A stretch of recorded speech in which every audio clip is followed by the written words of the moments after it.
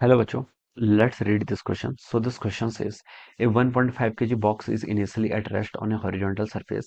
When t is equal to 0, a horizontal force 1.80 I cap Newton is applied to the box. The acceleration of the box as a function of time is given by. ठीक है, acceleration of the box as a function of time बताना है.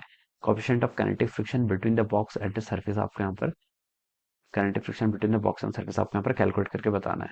Alright, kinetic friction का coefficient बताना है आपको. ठीक है, एक्सेलरेशन और टाइम का वेरिएशन तो आपको दे रखा है. ऑलराइट, तो देखिए बच्चों, इस क्वेश्चन का की कॉन्सेप्ट आप क्या लिख सकते हैं. The key concept of this question, आपको यहाँ पर काइनेटिक फ्रिक्शन का कोफिशिएंट बताना है. ठीक है, काइनेटिक फ्रिक्शन लिख लीजिए इस क्वेश्चन का की कॉन्सेप्ट. काइनेटिक फ्रिक्शन देखिए कब एक्ट होता है, जब आपका रिलेटिव मोशन होता है. रिलेटिव मोशन होता है इसका मतलब आपका एक्सेलरेशन नॉन जीरो होगा.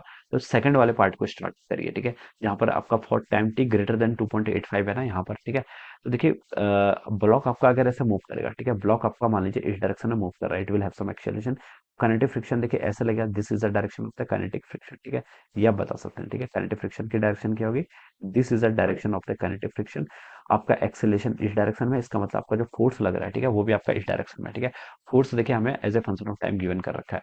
तो बच्चों देखिए, अगर आप इसमें न्यूटन से लॉज ऑफ मोशन लगाना है तो बता सकते हैं. देखिए मास इंटू एक्सेलरेशन किसके इक्वल होगा, एफ माइनस आपके यहाँ से काइनेटिक फ्रिक्शन के इक्वल हो जाएगा. ठीक है, मास इंटू एक्सेलरेशन. एक्सेलरेशन देखिए, देखिए जीरो से लेकर 2.85 टाइम तक तो एक्सेलरेशन जीरो है, इसका मतलब स्टैटिक फ्रिक्शन लग रहा था. तो यहाँ से तो हमें स्टैटिक फ्रिक्शन का कोएफिशिएंट मिलेगा, लेकिन क्वेश्चन में हमसे काइनेटिक फ्रिक्शन बोल रखा है. ठीक है, तो देखिए यहाँ से आप लिख लीजिए, देखिए मास इंटू एक्सेलरेशन, उसके बाद एक्सेलरेशन कितना लग रहा है आपका 1.2 टी माइनस आपका 2.4. ठीक है, ये आपका मास इंटू एक्सेलरेशन हो गया.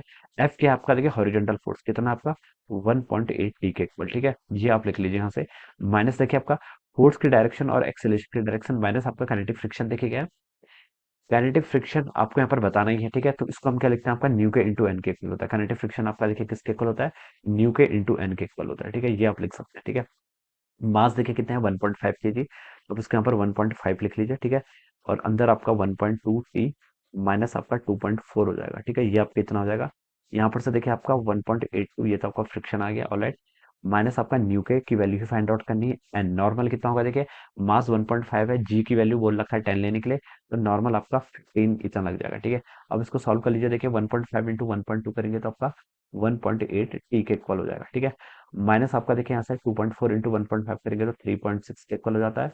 यहाँ से आपका 1.80 हो गया, माइनस आपका 15 टाइम्स न्यू के इक्वल हो गया, ये वैल्यू हो जाएगी. ठीक है, ऑलराइट, ये टर्म से ये टर्म तो आपकी कैंसिल हो गई. ठीक है, ठीक है, न्यू के की वैल्यू बच्चों कितनी आ गई यहाँ से 3.6 डिवाइडेड बाई 15, माइनस से माइनस भी कैंसिल हो जाएगा. ठीक है, तो ये हो जाएगा आपका देखिए 0.15 दूनी 30, 15 चौके 60, 0.24 के इक्वल आना चाहिए काइनेटिक फ्रिक्शन का कोएफिशिएंट. बी ऑप्शन में गिवन भी कर रखा है.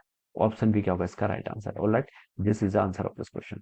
सो I hope you all understood this concept. All the best and thank you so much.